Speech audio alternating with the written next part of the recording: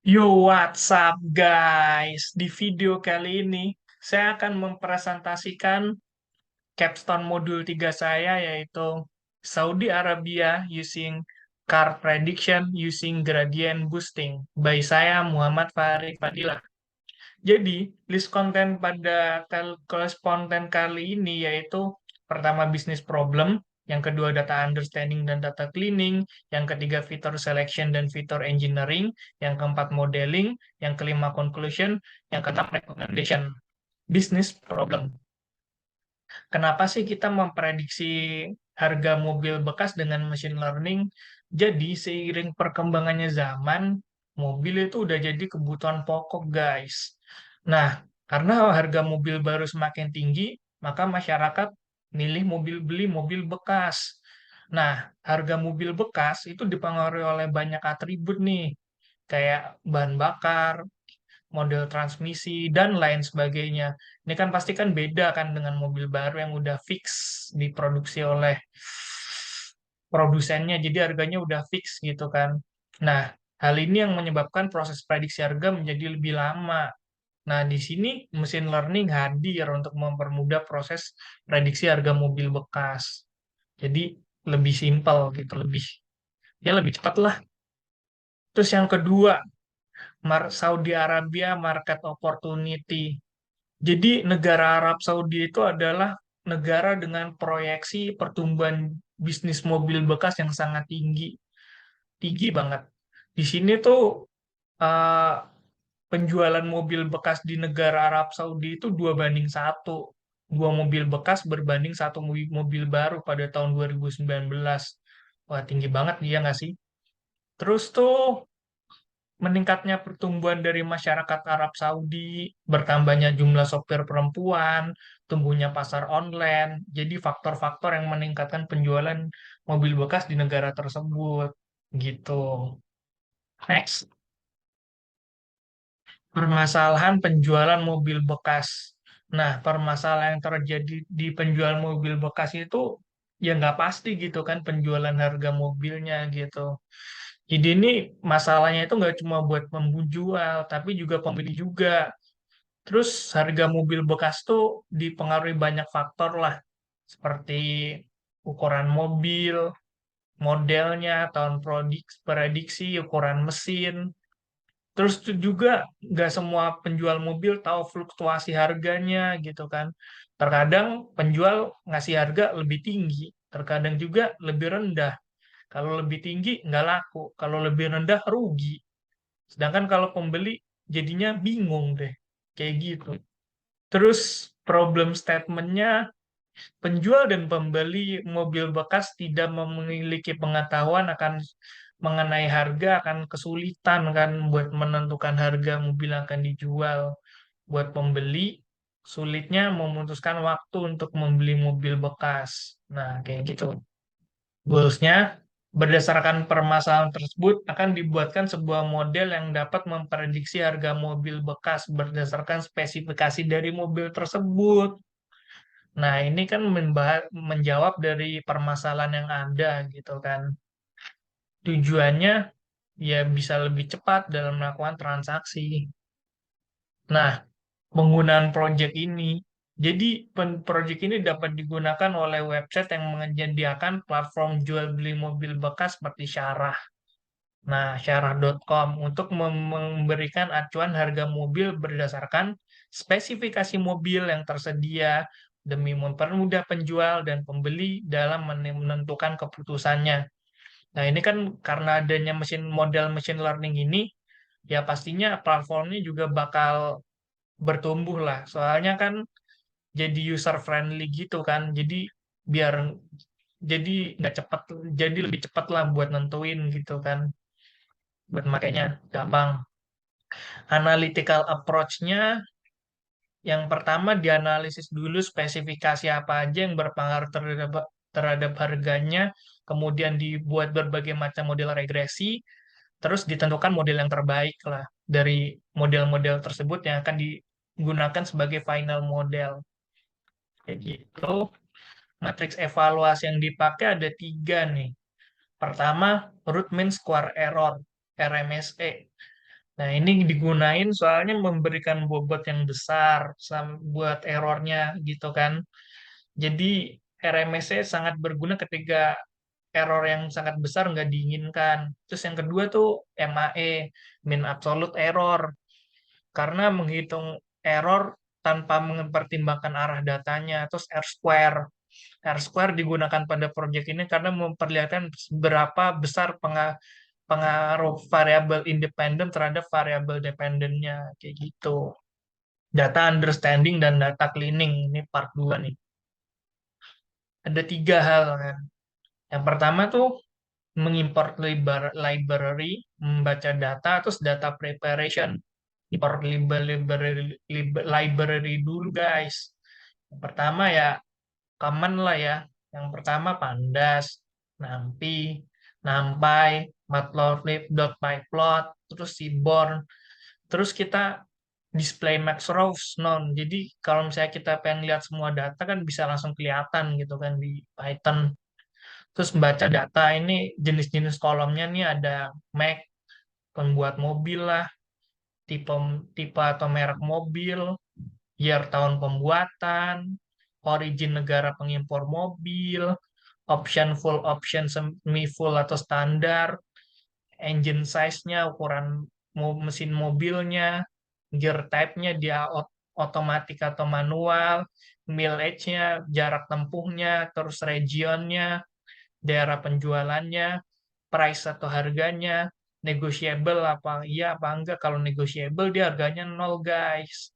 Hal ini menunjukkan harga negosiable siable enggak disetting gitu. Nah, ini keterangan dari datanya ini berdasarkan informasi di atas. Jadi, ada 11 kolom dengan 5.624 baris dengan 6 6 tipe data objek, 3 data integer, 1 data float, dan 1 data boolean. Boolean itu true sama false. Itu guys. Terus, ini data preparation.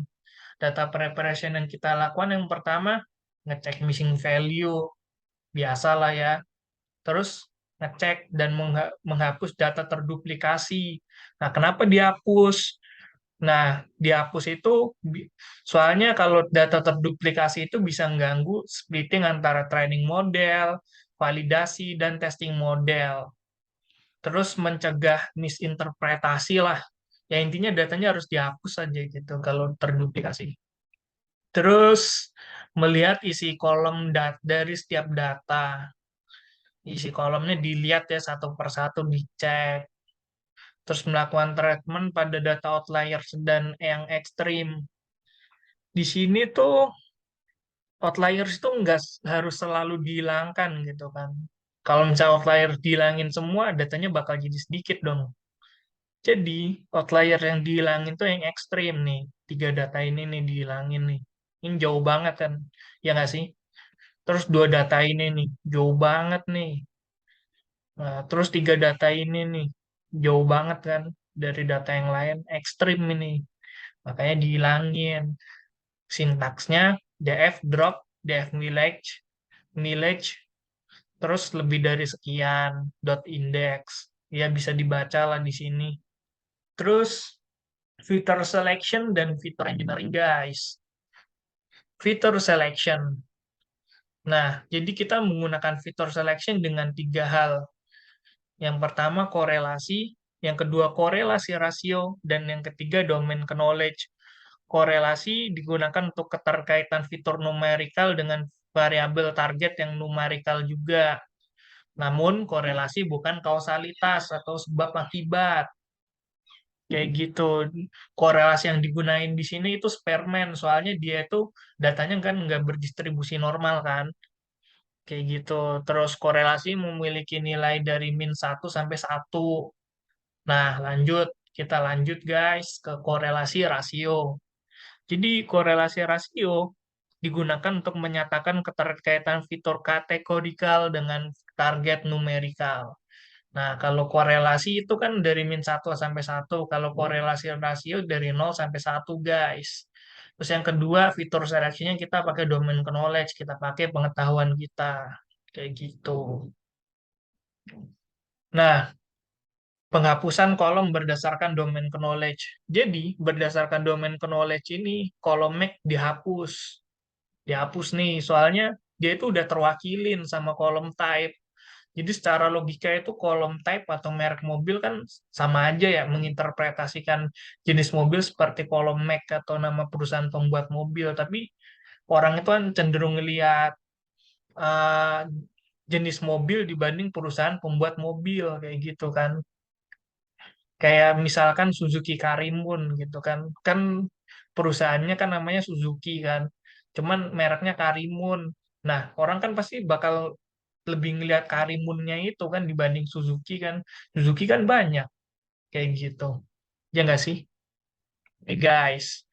Terus kolom dengan negotiation true dihapus. Soalnya kita ingin memprediksi harga mobil yang real, yang nggak berupa angka nol.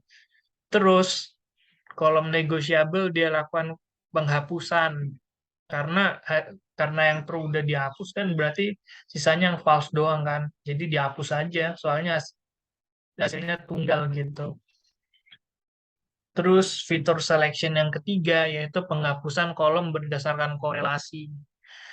Nah, engine size ini kan korelasinya rendah kan cuma 0,38 tapi nggak dihapus karena engine size ini adalah penting nih buat performa mobil bekas yang dijual. Ya, saya juga anak mesin juga ya. Jadi tahu lah penting. Terus kolom mileage ya korelasinya negatif nih. Jadi nggak akan dilakukan penghapusan juga gitu kan kolom mileage atau kilometernya gitu kan ya kilometer itu penting lah buat tahu mobilnya jadi parameter gitu kan. Masa parameter dihapus nih. Terus penghapusan kolom berdasarkan korelasi rasio. Jadi kita menggunakan library Dyson, terus eh berdasarkan kolom korelasi rasio, gear type. Jadi ini yang rendah ini ada tiga nih. Yang pertama region, gear type, sama origin. Nah, tapi yang dihapus itu yang origin doang. Soalnya berdasarkan canreset.com origin itu nggak masuk sebagai parameter penjualan mobil bekas gitu kan sedangkan region itu berpengaruh kayak gitu dan gear type itu ya pengaruh juga gitu kan buat penjualan mobil bekas karena secara domain knowledge gear type itu merepresentasikan jenis transmisi mobil bekas tersebut jadi lebih ke arah kita ngelihat ke domain knowledge juga gitu kan sebelum melakukan penghapusan kayak gitu. Terus kita melakukan encoding sama recategorize buat fitur engineering. Jadi fitur yang diubah itu fitur type, region, dan option diubah jadi one hot encoding. Ya soalnya nggak memiliki urutan tertentu kan. Jadi diubah kayak gitu, sedangkan gear type itu diubah jadi binary encoding. Soalnya dia itu hanya memiliki dua unit setara kayak gitu. Nah ini codingannya buat binary encoding .map, sedangkan kalau by one hot encoding pakai pd.getDummies seperti itu. Terus kita melakukan recategorize nih. Recategorize dilakukan pada kolom region sama kolom type. Soalnya nilai uniknya banyak banget. Jadi nilai unik yang memiliki nilai rendah ini bakal dihapus-hapusin. Kayak gitu guys. Terus machine learning modeling. Menggunakan 6 model dasar dan 4 model ensemble. 6 model dasarnya ini yaitu regresi linier, KNN regressor, decision tree regressor, ridge regression, lasso regression, sama elastic net regression. Kayak gitu guys. Sedangkan ensemble modelnya yang pertama random forest regressor, ada boost regressor, gradient boosting regressor, sama extreme gradient boosting regressor gitu. Nah, kan kita coba nih, kita modeling semua. Ternyata yang paling bagus itu training sama testing gradient boosting.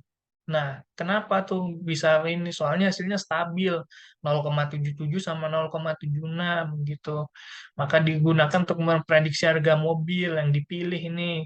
Terus MAI sama RMS-nya juga rendah juga. Coba lihat nih MAE-nya. Noh, semuanya tuh ini overfit ya. Ini overfit. Terus di sini tuh rendah 19.000 sama 17.000 doang buat MAE-nya. Nah, buat RMSE-nya ya ini rendah juga termasuk rendah gitu kan. Gitu guys. Jadi cara kerja dari gradient boosting ini adalah salah satu model machine learning yang diusulkan oleh Friedman. Jadi yang bikin itu namanya Friedman. Terus populer dalam permodelan regresi dan klasifikasi secara iteratif mengubah weak learner menjadi strong learner dengan permodelan regresi. Algoritma dimulai dari menyesuaikan pohon regresi awal dan terus menyesuaikan pohon baru melalui meminimalisasi proses kerugian, fungsi kerugian. Algoritma gradient boosting bekerja secara sekuensial menambahkan prediktor sebelumnya yang kurang cocok dengan prediksi ke ensemble memastikan kesalahan yang dibuat sebelumnya diperbaikin. Jadi tuh gradient boosting itu awalnya underfit kan, underfit terus dites melakukan banyak kesalahan dan kesalahannya itu diperbaikin gitu guys, intinya gitulah. Hyperparameter tuning, hyperparameter tuning di sini kita menggunakan beberapa parameter. Yang pertama learning range, yaitu step size shrinkage yang digunakan untuk mencegah overfit. Yang kedua subsample, yang ketiga N estimator, yang keempat max depth, yang kelima alpha. Max depth itu masih maksimum panjang dari tree, N estimator itu jumlah dari tree-nya itu sendiri, ya seperti itu guys. Lalu base tuningnya itu menunjukkan bahwa base tuning skornya 0,74, base params-nya itu 0,7, subsample-nya N estimator 110, max depth-nya 4, learning rate-nya 0,1, dan alpha-nya 0,1. Nah, kita di sini pakai randomizer CV soalnya laptop saya ya bermasalah, guys. Conclusion-nya, jadi model yang paling baik untuk diimplementasikan pada dataset ini gradient boosting dengan hyperparameter tuning. Sekian yang sudah saya jelaskan. Subsampelnya 0,7, N estimatornya 110, max depth-nya 4, learning rate-nya 0,1, dan alpha-nya 0,1. Nah, berdasarkan korelasi dan korelasi rasio, fitur yang paling berpengaruh terhadap target yaitu adalah year dan engine size untuk korelasi, dan type dan option untuk korelasi rasio. Nah, di sini ada 3 proyek limitasi nih, karena outliersnya dihapusnya, outliers yang ekstrimnya dihapus. Yang pertama, dataset pada kolom mileage dengan nilai di bawah di atas 7,5 juta. Yang kedua, dataset pada kolom yard dengan nilai di bawah tahun 1970. Yang ketiga, dataset pada kolom price dengan nilai di atas 700.000. Terus dataset pada kolom price berisi angka 0 tidak dapat digunakan untuk machine learning. Hal ini dikarenakan kita itu cuma pengen memprediksi data dengan angka real, guys. Namun, hal ini berdampak menjadikan dataset ini menjadi sangat sedikit. Jadi cuma 3.818 baris dari 5.000 sekian baris, guys. Terus, besarnya nilai RMSE dan base model melebihi dari nilai MAE-nya. Jadi RMSE-nya itu 28.000 berbanding 17.000. Di sini kelihatan kan. Ini sekitar 17.000, 16.930. Kalau dibuatin jadi 17.000. Di sini 28.000 RMSE-nya. Nah, jadi selisih MAE sama RMSE itu 11.000. Kenapa? Hal ini disebabkan karena RMSE menghukum model lebih besar dibandingkan MAE. Jadi, secara umum nilai RMSE lebih besar dari nilai MAE. Jika ada nah, ini ada case nih. Jika ada seseorang menjual harga mobil bekas dengan harga rata-rata penjualan mobil bekas yaitu Saudi Arabia rupiah 70 77.486. Jadi kalau misalkan ada orang nih, kan di sini datasetnya rata-ratanya 77.486 buat penjualan mobil nih. Maka berdasarkan RMSE, persentase errornya itu sebesar 36%. Nah, cukup besar kan? Sedangkan berdasarkan MAE, persentase error dari harganya cuma 21%. Tapi ya perlu ditingkatin lah model ini juga. Rekomendasinya,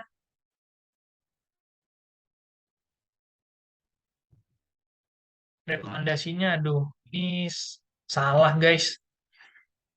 Rekomendasinya dilakukan penambahan baris data agar baris data yang dengan nilai nol dihapus. Dilakukan penambahan baris data dikarenakan baris data yang tersedia setelah data dengan nilai nol dihapus hanya 3.818 baris data. Penambahan ini disarankan agar evaluation matrix yang dihasilkan tidak cenderung overfit atau menghafal data. Terus yang kedua, dilakukan penambahan kolom data atau independent variable yang berkaitan dengan kolom target atau dependent variable dikarenakan kolom data yang dapat digunakan hanya sedikit. Terus melakukan binning pada kolom region di Saudi Arabia berdasarkan Southwest, East, sama North, seperti yang dijelaskan Ken Research. Hal ini kan nggak dilakukan soalnya pada case ini kita kurang paham nih daerah-daerah di Arab Saudi gitu kan. Terus menambahkan parameter pada saat melakukan tuning, parameter ditambahin nih, criterion, mean impurity. Penambahan ini nggak dilakukan karena kurangnya waktu sama kurangnya spek laptop dari saya sendiri, guys. Terus penggunaan grid search, karena grid search menjamin hasil yang terbaik saat melakukan hyperparameter tuning. Ya, gitu saja. Sekian dari saya. Kurang lebihnya mohon maaf. Salam Just Talk.